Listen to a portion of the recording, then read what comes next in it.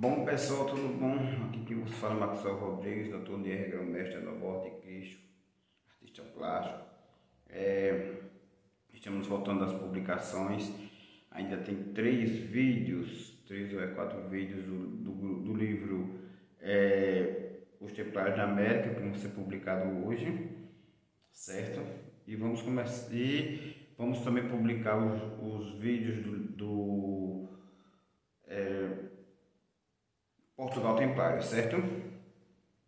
Então, e junto com eles o estudo do livro A Ilha Secreta dos Templários durante o dia de hoje. Então, vamos ao trabalho, né? Bom, nós ficamos aqui na página 31, a magia dos números. Esta é a página 31. Um dos elementos mais importantes da linguagem da geometria simbólica é a quadradura do círculo, quadrado dentro do círculo. Considere os elementos simples desse símbolo. O quadrado tem 4 lados de igual comprimento. Ele possui 2 diagonais, linhas que unem seus cantos opostos, que também são de igual comprimento, tocando cada um dos 4 cantos do quadrado. Esta é a circunferência de um círculo anexo. Então, pode-se observar que os elementos do símbolo são de 3 categorias: o lado, o diagonal e a circunferência. E aí está a sua importância, uma vez que essas 3 categorias simbolizam um entendimento básico da construção do universo. Mas antes que isso possa ser explicado, devemos considerar um dos enigmas mais incompreensíveis e misteriosos da natureza. Isso tem a ver com medição. A lógica humana normal sugere ser possível medir tudo. Uma linha, uma vez desenhada, pode ser medida. Essa parece ser tarefa relativamente simples.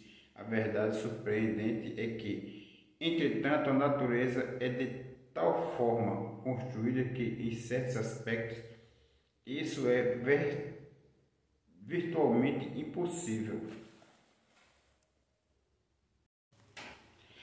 Se o lado de um quadrado for medido em polegadas, pés, jardas, metros ou qualquer outra unidade dimensional, então essa unidade particular não poderá definir precisamente o comprimento de seu diagonal. Isso pode ser matematicamente provado, ainda que o conceito pareça difícil de ser entendido em termos simples para uma lógica humana sem noção matemática. Em geometria, esse problema foi resolvido pela invenção de um novo sistema de números, que é o paralelo. Os usuais. Esse novo número são referidos como as raízes quadradas, por serem derivados de quadrados. No caso de um quadrado cujo lado mede uma unidade, o diagonal medirá precisamente a raiz quadrada de 2, cuja representação é V2. Uma vez que esse novo sistema parece ir contra a lógica humana normal, esses números foram denominados de irracionais, em oposição aos normais, que são considerados racionais. Mas o mistério não termina por aqui. Existe ainda outra família de números, os quais não são nem racionais nem irracionais, mas sim transcendentais. Bom, gente, a gente está estudando os números racionais e irracionais, porque aqui no livro Os Templários, a Ilha Secreta dos Templários, nós vamos estudar o seguinte: vamos fazer cálculos da geometria sagrada e da matemática para ver como nós, templários, usando a geometria sagrada, usamos esse fator longitudinal para poder deixar essas ilhas em paralelos, usando sempre a raiz de π, certo?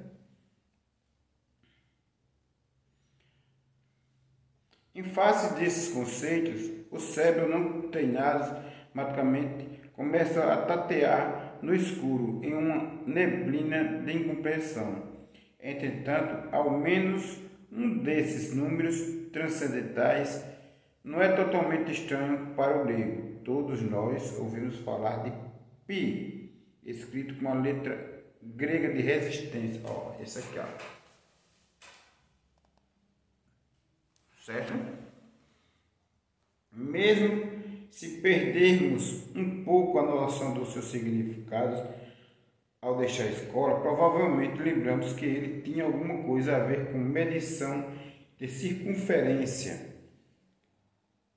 De fato, esse número transcendental é necessário, uma vez que nem os números racionais, nem os irracionais conseguem definir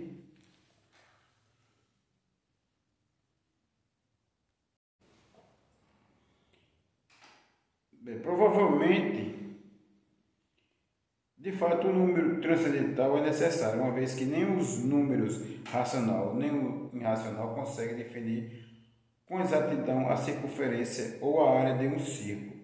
Aqui está mais mistério para a mente humana entender, apesar de serem reais.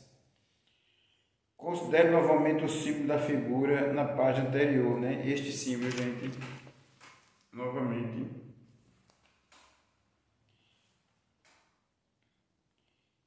Este símbolo representa de forma mais simples as três famílias distintas dos números que criaram e medem todo o universo. As três famílias não podem ser unidas na linguagem do matemático. Eles são incomensuráveis com os outros. Observa-se essa construção simbólica ao redor do mundo, em templos gregos, em pirâmides egípcias, nas mesquitas muçulmanas, nas sinagogas judaicas, nas construções sagradas da Índia, no Japão. Então, aqui temos as igrejas, gente, novamente, certo? Na página. Então, a igreja redonda ou igreja de Santo Sepulcro, Cambridge, China e América do Sul. Alguém poderá, portanto, acreditar que ela foi usada deliberadamente pelos construtores para representar algo que, se para uns é incomensurável, impossível de edificar, para outros pode ser certamente, na mente humana, ser unido o terreno e o divino. Certo? A arquitetura sagrada pode, portanto, simbolizar a união do aparentemente incompatível em uma construção criada com adoração terrena ao divino. Números irracionais eram certamente conhecidos pelos gregos antigos. O conhecimento de tais números matemáticos como Pitágoras, Euclides e Arquimedes sobreviveu e foi transmitido a outras gerações, mas considere por um momento o que poderá ter acontecido se um desastre tivesse aniquilado os registros da cultura antiga, tal como a destruição da biblioteca de Alexandria foi um crime. Se os trabalhos de Pitágoras ou Euclides tivessem desaparecido, não teríamos conhecimento desse legado fantástico e vital. Os historiadores, curiosamente, acreditam que o conhecimento humano, uma vez adquirido, não possa ser perdido. Para eles, civilizações antigas não possuíram conhecimento desconhecido para o mundo moderno. Mas existe uma evidência forte que indica o contrário. Não são esses mesmos os historiadores que lamentam e imaginam quão perigoso conhecimento pereceu nas chamas de Alexandria. Essa sugestão do antigo conhecimento perdido poderá ser a entrada para um entendimento do mistério que este livro tenta confrontar e que poderá ser observado no simbolismo geométrico das catedrais góticas. Gente, parando aqui um pouquinho, veja, conhecimento nenhum se perde, nenhum conhecimento é perdido nesse planeta, vocês entenderam? Então, conhecimentos que se tinham, veja, antes do dilúvio, que se perderam, puderam vir à tona de novo com Tesla, certo? O magnetismo que foi perdido, né, que era usado pelos povos atlantes, a energia foi de novo trazida por Tesla. Conhecimentos que eu tinha com o Jack Moleto, trazendo de novo agora com o Maxwell Rodrigues. Então, nada ficou perdido, né? Então, tudo se guarda no subconsciente. Então, vamos estudar, vamos procurar nos conhecer, vamos procurar evoluir. O ser humano está na Terra para evoluir, minha gente. Então, seguindo o estudo aqui do livro A Ilha Secreta dos Templários, né, na página 42, é mais do que interessante o fato de que essa mesma linguagem escondida possa ser vista nas igrejas medievais de Borloo. Não podemos fazer uma comparação direta entre as catedrais e as igrejas, pois estas últimas são muito modernas. Todavia, existe muito detalhe que deixa claro que um geometra iniciado esteve envolvido em sua construção. Um primeiro fato que é evidente é que 4 das igrejas de Borloo são circulares. Suas plantas nos mostram 3 círculos. 3 das igrejas estão construídas em 3 níveis. A 4ª parece ter perdido seu pino superior em um passado remoto. A forma circular e a repetição do número 3, tanto na altura como no comprimento, sugerem que a igreja tenha sido construída de acordo com as tradições geométricas e sagradas. Certamente existe uma inconfundível concluência com a arquitetura de construção especificamente templária.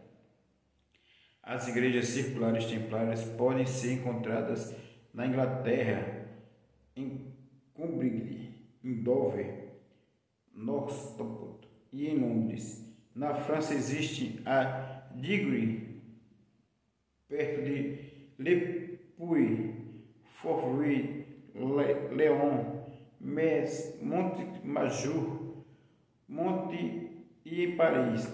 Na Espanha são Eunate, Segóvia, Torre del Rio e Portugal, obviamente a Tomar e a mais preservada de todas as igrejas templárias. Tal como as igrejas redondas de Borloo, Tomar é duplamente igreja e fortaleza, assim como os cavaleiros templários eram monges e guerreiros que construíam capelas militares. A arquitetura da igreja de Tomar também é especial. Ela possuía um pilar central construído de arcos que envolviam e ainda envolvem outros espaços circulares central. Esse projeto é característico dos templários, com a simples e notável exceção da igreja redonda de Borloo, em Austin, veja figuras coloridas. Pelas similaridades da construção, é improvável que a ligação não passe de mera coincidência, mas é possível que os templários tenham participado da história do Báltico.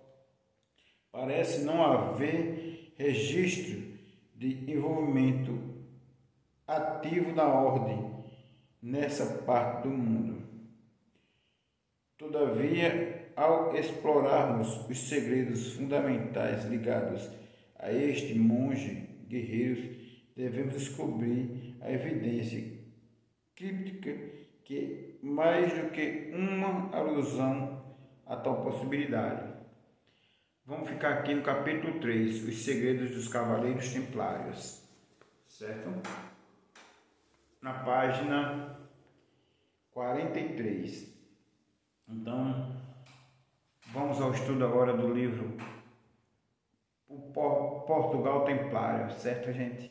Bom dia para todos, muita paz, muita luz. Que o grande arquiteto do universo, que é Deus, esteja sempre com todos vocês, dando sabedoria e inteligência, e para que todos vocês desenvolvam o amor por você mesmo e por outras pessoas. Muita paz, minha gente.